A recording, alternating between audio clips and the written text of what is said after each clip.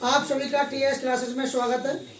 आज हम लोग अध्याय 14 सांख्यिकी के बारे में पढ़ेंगे। ठीक है, ये अध्याय बहुत ही महत्वपूर्ण होने वाला है। सांख्यिकी जो चैप्टर 14 आज पढ़ेंगे, इसमें कई प्रश्नावली पढ़ेंगे। आज कम से कम 2 प्रश्नावली कम से कम पढ़ी लेंगे। आज का चैप्टर कम से कम आपको 5 से 10 नंबर देके जाएगा। अब यहाँ पे ध्यान दीजिए, सांख्यिकी सबसे पहले है क्या। अगर मैं सांख्यिकी की बात करें तो सांख्यिकी एक गणितीय विज्ञान है। सांख्यिकी बेटा एक गणितीय विज्ञान होता है। इसमें क्या होता है, इसमें आंकड़ों का विश्लेषण करते हैं, व्याख्या करते हैं, संश्लेषण करते हैं। इसमें क्या होता है, इसमें विश्लेषण, संश्लेषण, व्याख्या आदि की जाती है। तो कहने का मतलब ये सांख्यिकी बेटे एक गणितीय विज्ञान है। ये क्या है, गणितीय विज्ञान है। इस गणितीय विज्ञान में क्या होता, विश्लेषण करते हैं, संश्लेषण करते हैं और कई कथनों की व्याख्या भी करते हैं। अब इसमें देखो, सबसे पहले अध्याय 14 में सबसे पहले एक्सरसाइज 14 को पढ़ेंगे। इसमें सूत्र पहले जान लें। अगर मैं बात करें समांतर माध्य की, तो सबसे पहले समांतर माध्य का जो सूत्र होता है वो समांतर माध्य को एक्स बार से शो करते हैं। इसका फॉर्मूला होता है sigma F X upon sigma F, यानी कि सिग्मा एफ एक्स, ये सिग्मा है, एफ इंटू एक्स अपॉन कितना, सिग्मा एफ। ठीक है, सिग्मा यहाँ पर योग को दर्शाता है। अगर ऐसे नहीं कहें तो अथवा लगा के ऐसे भी लिख सकते हैं इसको, ऐसे भी इसको लिख सकते हैं, x bar equal sigma F I into x I upon sigma F I.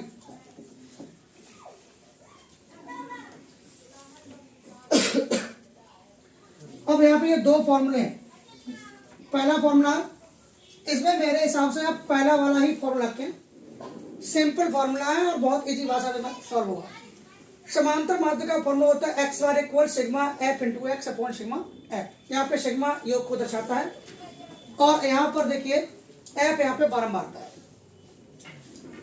इसका सवाल नंबर पहला हम लोग करेंगे। सवाल नंबर इसका पहला देखिए, इसका सवाल नंबर पहला क्या है।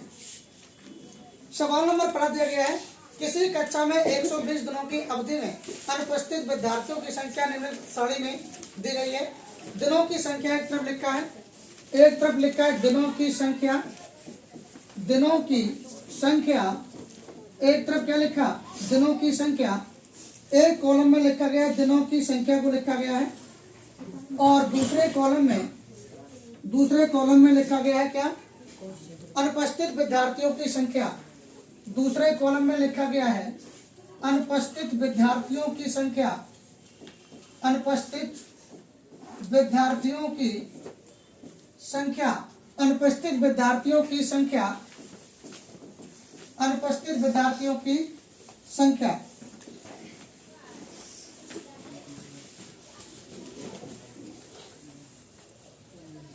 अब यहाँ पे थोड़ा सा ध्यान दें। इसमें अनुपस्थित विद्यार्थियों की संख्या को मान लो, दिनों की संख्या को मैंने मान लिया x, अनुपस्थित विद्यार्थियों की संख्या को मैंने f मान लिया। ठीक है, जब f का मल्टीप्लाई x में करूंगा तो क्या बन जाएगा, f इंटू एक्स। क्या बन जाएगा, f इंटू एक्स। ठीक है ना। दिनों की संख्या दी गई है 2 3 10 52, 2 3 10 52, 32 15 4 2, 32 15 4 2, 32 15 4 2। इसके बाद अनुपस्थित विद्यार्थियों की संख्या है 0 से लेकर 7, 0 से लेकर कहां तक, 7 तक। 0 से 7 है, 0 से लेकर 7 तक है। 0 1 2 3 4 5 6 7। ये आगे पीछे थोड़ा लिख गया है, एक रो में होना चाहिए। ठीक है, बिल्कुल। 1 2 3 4 5 6 और कितना 7। अब यहाँ पे थोड़ा ध्यान दें, दिनों की संख्या को मैंने x माना है और अनुपस्थित विद्यार्थियों की संख्या को मैंने क्या माना है, y। ठीक है ना। अब इसमें मल्टीप्लाई कर दो। जब मैं मल्टीप्लाई करूंगा तो 2 का मल्टीप्लाई 0 में करेंगे तो ये 0 आएगा। ठीक है। 3 का मल्टीप्लाई 1 में करेंगे तो ये 3 आएगा। 10 का मल्टीप्लाई 2 में करेंगे तो ये 20 आएगा। 52 का मल्टीप्लाई 3 में करेंगे तो यहाँ पे 3 दूनी 6 और 3 15 156। और 32 का गुणा करेंगे 4 में तो 4 दूनी 8 4 3 12। 15 का गुणा करेंगे 5 में 15 अपना 75 और 6 का करेंगे 4 में 24 बनेगा और 7 का 2 में करेंगे तो 14 बनेगा। इसके बाद आपको करना क्या है, इसमें केवल 2 संख्याओं का योग होगा। इसमें केवल 2 संख्याओं का योग हो जाएगा। योग किसका किसका होगा, यहाँ पे थोड़ा सा ध्यान दो।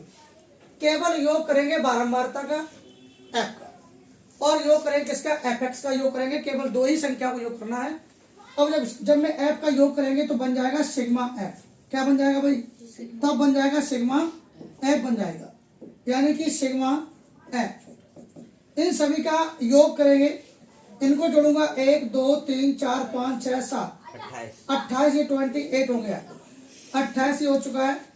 इनको मैं जोड़ूंगा तो इनका अलग से मैं योग कर लेता हूं। यहाँ पे थोड़ा सा आप लोग ध्यान दें। 420 ये बनेगा सिग्मा एफ एक्स। सिग्मा कितना, एफ एक्स इक्वल 420। मुझे समांतर माध्य निकालना है। जब मैं समांतर माध्य ज्ञात करूंगा, इसमें लिखा गया है प्रश्न में विद्यार्थियों की संख्या ज्ञात करनी है। प्रत्येक अनुपस्थित विद्यार्थियों की औसत संख्या निकालनी है। जो अनुपस्थित विद्यार्थी हैं उनकी औसत संख्या ज्ञात करनी है, अर्थात औसत माध्य ज्ञात करना है।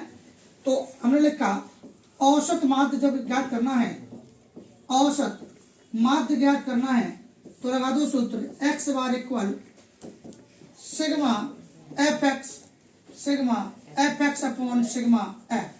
तो सिग्मा एफ एक्स की वैल्यू है 420 और सिग्मा एफ की वैल्यू है 28। ठीक है ना।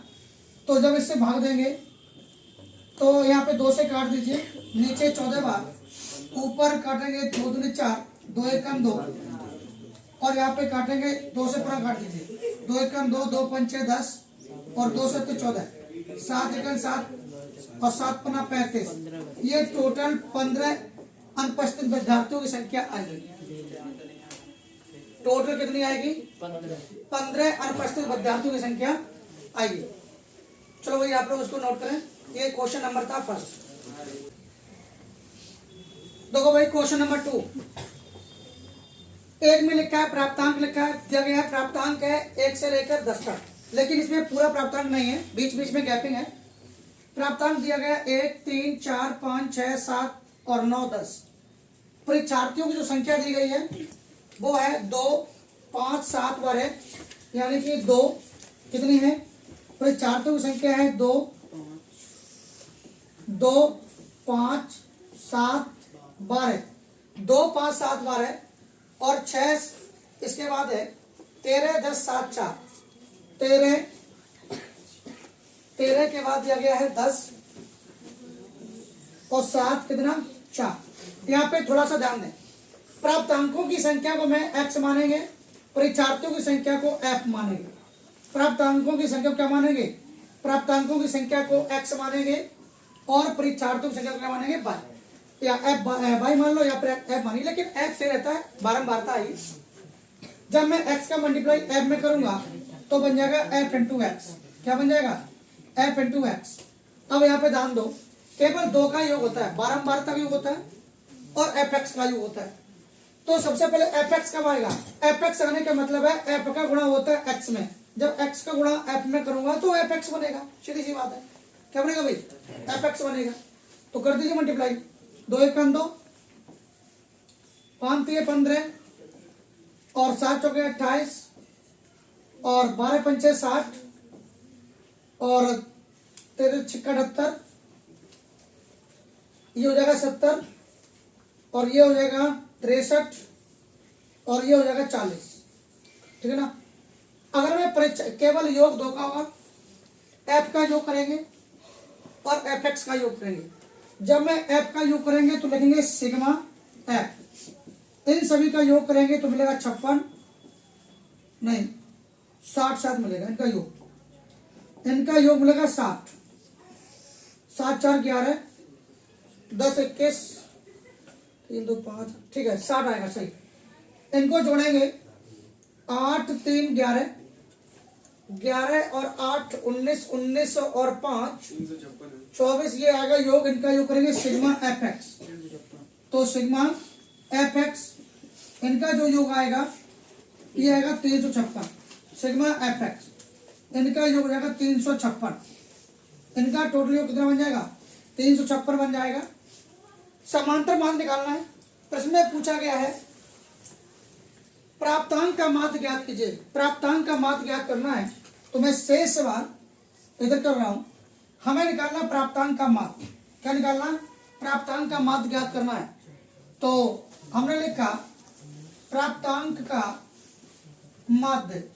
जब मैं प्राप्तांक का माध्य ज्ञात करूंगा तो सूत्र लगा दो sigma F X, sigma F X, sigma F X upon sigma F, upon sigma F. तो सिग्मा एफ एक्स की जो वैल्यू है वो 356 है। कितनी है? 356। और सिग्मा एफ की वैल्यू कितनी है? 60। अब मैं 60 का भाग इसमें देंगे तो जाएगा 5.93 बार ये भाग जाएगा, तो 5.93 इसका प्राप्तांक का माध्य आएगा। कितना आएगा? 5.93 बार बिल्कुल करेक्ट भाग जाएगा, ठीक है ना। चलिए आप इसको नोट करें, फिर उसके बाद अगले सवाल पे चलता हूं। तो भाई क्वेश्चन नंबर 3, क्वेश्चन नंबर 3 में दिया गया है दिनों की संख्या, विद्यार्थियों की संख्या। दिनों की जो संख्या दी गई है वो अंतराल में है 0 से 6, 6 से 10। अंतराल दिया गया है 0 से कितना है? अंतराल 0 से है 6, अंतराल 0 से 6 है और 6 से है 10 और 10 से कितना है? 16। 0 से 6 अंतराल है, 6 से 10 है और 10 से 14 है। और इसके बाद अंतराल है 14 से 20, 20 से 28, 14 से 20 और 20 से अंतराल है 28, 20 से 28 है और 28 से 38 है। 28 से कितना है? 28 से 38 है और 38 से कितना है? 40। 38 से कितना है? 40। ये अंतराल है। विद्यार्थियों की संख्या दी गई है 2 5 7 12 13, 2 5 7 12 13 और इसके बाद दी गई है 2 5 नहीं विद्यार्थी संख्या दूसरी पड़ गई बेटा। विद्यार्थी संख्या दूसरी दी गई है। विद्यार्थियों की जो संख्या है वो दी गई है 11 10 7 4, 11 10 7 4 4 और इसके बाद 3 1। चलो ध्यान दो, दिनों की संख्या ये वर्गंतराल में है 0 से 6, 6 से 10, 10 से 14, 14 से 20, 20 से 28, 28 से 38, 38 से 40। ये वर्गंतराल है। जब ऐसा अंतर हो इस रूम में लिखे हो तो समझ जाओ वर्गंतराल है। क्या है वर्गंतराल? तो वर्गंतराल में हमेशा मध्यमान निकलते हैं। वर्गंतराल में हमेशा मध्यमान ज्ञात करेंगे, मध्य बिंदु को ज्ञात करेंगे। तो मध्यमान को कैसे निकालेंगे? विद्यार्थियों की संख्या तो एफ ही रहेगी, विद्यार्थियों की संख्या तो एफ ही रहेगी। दिनों की संख्या है, दिनों की संख्या से मध्यमान निकलेगा। मध्यमान का मतलब मध्य बिंदु ज्ञात करेंगे। जब हम मध्य बिंदु जो निकालेंगे मध्य बिंदु को ही एक्स मानेंगे। जानना ये बेटा मध्य बिंदु उसी में निकलेगा जिसमें वर्गंतराल दिया हो, जिसमें क्या दिया हो? वर्गंतराल दिया हो और समांतर माध्य पूछे या औसत पूछे। अगर औसत पूछेगा या समांतर माध्य पूछेगा तो वर्गंतराल दिया है तो उसमें आप क्या निकालेंगे? मिड पॉइंट मध्य बिंदु ज्ञात करेंगे और मध्य बिंदु को एक्स मानेंगे। जबकि विद्यार्थी संख्या ये है, ये बारंबारता होती है। तो यहाँ पे ध्यान दो, मध्य बिंदु कैसे निकालते हैं? वर्गंतराल को जोड़ लो, 2 का भाग दे दो, क्योंकि इसमें 2 ही पद होते हैं तो दोनों पदों को जोड़कर 2 का भाग दे दो। तो 0 में जोड़ेंगे 6 तो 6 रहेगा और 6 में 2 का भाग देंगे 3 आएगा। कितना आएगा 10 और 6 16, 2 का भाग दो 8 आएगा। ये हो जाएगा 24 में 2 का भाग देंगे 12 आएगा। 20 और 14 34, ये 17 आएगा। और 28 और 20 ये जोड़ेंगे तो 48, ये 24 आएगा जोड़ने पर। 38 और 28 ये कितना 8 8 16 की 8 8 16 3 2 5 66 33 हो जाएगा, ठीक है ना। ये हो जाएगा बेटे 4 3 70 78 और ये 39 हो जाएगा। कितना हो जाएगा 39 हो जाएगा। अब यहाँ आगे ध्यान दीजिए, हमेशा ध्यान रखें मध्य बिंदु को कभी नहीं जोड़ेंगे, मध्य बिंदु को कभी भी नहीं जोड़ेंगे, बल्कि विद्यार्थियों की संख्या जोड़ेंगे। टोटल विद्यार्थी हैं 40। कितने विद्यार्थी हैं टोटल बेटा विद्यार्थी 40 हैं। तो एफ का योग करेंगे बन जाएगा सिग्मा एफ, इनका योग 40 बनेगा। बंद करके चालू करें सर। और एफ का गुणा करेंगे एक्स में तो बन जाएगा एफ एक्स। क्या बन जाएगा एफ एक्स। अब यहाँ पे ध्यान दो, गुणा आगे करना है। 11 गुणा करेंगे 3 में तो 11 3 33, 10 का करेंगे 8 में ये 80 हो जाएगा। देखो भाई इसका मल्टीप्लाई करना है बेटा, तो 11 का मल्टीप्लाई 3 में किया 33 आ गया। 10 का मल्टीप्लाई 8 में किया 80 आ गया। 12 का मल्टीप्लाई 7 में करेंगे तो ये 84 बनेगा। और 17 का मल्टीप्लाई 4 करेंगे तो कितना 68 बन जाएगा। और 24 का करेंगे 4 में तो 96 ये बन जाएगा। 33 करेंगे 3 में 99 बन जाएगा। और 39 का 1 में तो 39 आएगा। अब यहाँ पे ध्यान दो, केवल योग किसका करेंगे, केवल योग बेटा पारंपरिक करेंगे। एफ का योग करेंगे तो सिग्मा एफ, इनको जोड़ेंगे तो 40 मिलेगा। अब इसका योग करेंगे तो ये हो जाएगा सिग्मा एफ एक्स, और इनका योग करेंगे 499 बनेगा। कितना बनेगा 499 बनेगा। आगे ध्यान दो, हमें इस प्रश्न में पूछा गया है, क्या पूछा गया है, उनका माध्य। हमें विद्यार्थियों की संख्या का माध्य निकालना है। जब मुझे विद्यार्थियों की संख्या का बेटा माध्य ज्ञात करना है, क्या निकालना है माध्य ज्ञात करना है, तो हमने लिखा माध्य अर्थात एक्स बार इक्वल फॉर्मूला लगा दो sigma F X upon sigma F, sigma F X upon sigma F. तो सिग्मा एफ एक्स कितना है, सिग्मा एफ एक्स जो है 499, कितना 499, और सिग्मा एफ कितना है 40। तो इसका भाग देंगे तो ये 12.4 बार समथिंग जाएगा, तो इसका 12.4 इसका राइट आंसर बनेगा। चलिए भाई इसको नोट करें, अगले सवाल चलते हैं। देखो भाई क्वेश्चन नंबर 4 उसी प्रकार था, आप कर लेना, सिंपल था क्वेश्चन। क्वेश्चन नंबर 5 देखो, क्वेश्चन नंबर 5 में एक ही वैल्यू फाइंड करनी है, एक का मान ज्ञात करना है जिसका माध्य दे रखा है 31.87। क्वेश्चन नंबर 5 में माध्य दे रखा है 31.87 दे रखा है। इसमें x की वैल्यू दे रखी है 12 20 27 33 a 54। f की मान दे रखी है, इसमें बारंबारता है 8 16 48 90 30 और 8। अब यहाँ पे ध्यान दो, केवल 2 का योग करेंगे, केवल f का योग करेंगे। तो सबसे पहले f का मल्टीप्लाई x में कर लो तो बन जाएगा f इंटू एक्स। क्या बन जाएगा f इंटू एक्स। अच्छे से बेटा सीख लो।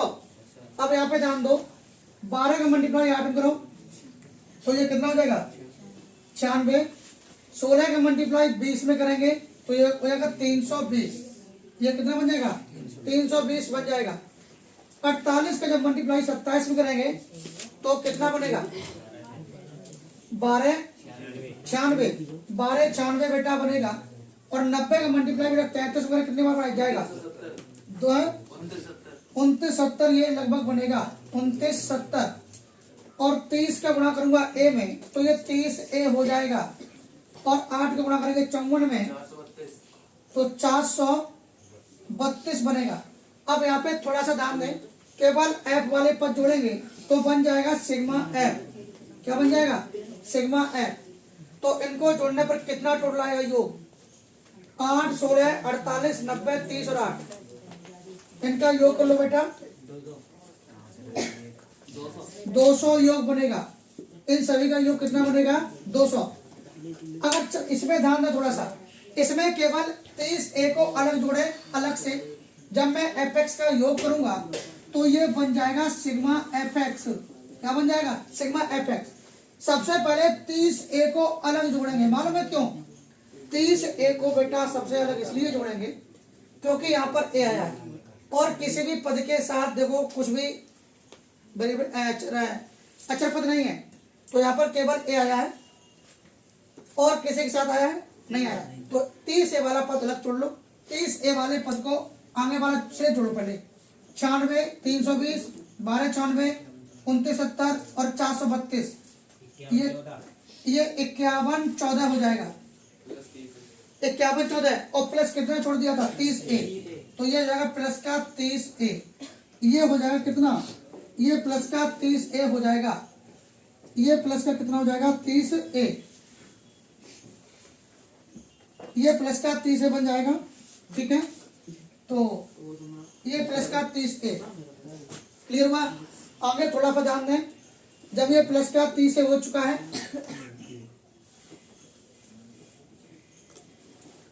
आगे ध्यान दीजिएगा।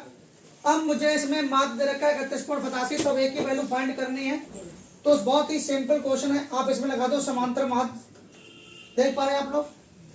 तो यहाँ पे लिख दो समांतर माध्य का जो सूत्र होता है, हमने लिखा समांतर माध्य, और जो समांतर माध्य का सूत्र होता है, समांतर माध्य बराबर क्या होता है? Sigma F X upon sigma F. तो समांतर माध्य दे रखा है 31.87, कितना? 31.87 माध्य है। माध्य हमारा 31.87 है, तो माध्य की जगह पे मैं कितना लिखूंगा? 31.87।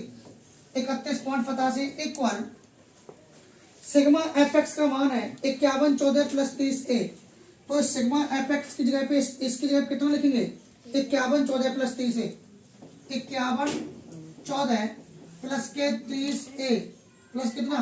30A। इसके बाद ध्यान दो,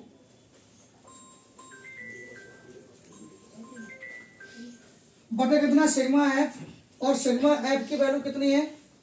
200। सिग्मा एफ की वैल्यू 200। 200 को इसमें मल्टीप्लाई करेंगे तो कितना प्राप्त होगा? यानी कि 31.87 में मल्टीप्लाई करना है 200 का, तो ये बन जाएगा कितना? 51 14 प्लस के 30A, कितना? प्लस के 30A हो जाएगा। अब आगे ध्यान दें, इसके बाद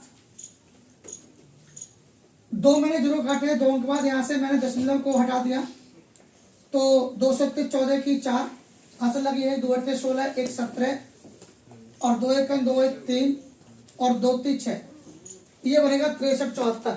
कितना बनेगा? 63 74 मल्टीप्लाई करने पाएगा इक्वल 51 14 प्लस के 30A।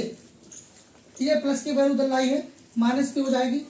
63 74 माइनस के 51 14 इक्वल 30A। जब यहाँ पे मैं घटाऊंगा तो 4 में से चलेगा 0, 1260 बचेगा घटाने पर, बराबर 30A। 0 से 0 कटेगा, 3 से काटेंगे, 3 चौके 12 और 3 दूनी 6। एक ही जो वैल्यू होगी वो 42 फाइंड होगी, एक ही वैल्यू 42 आएगी।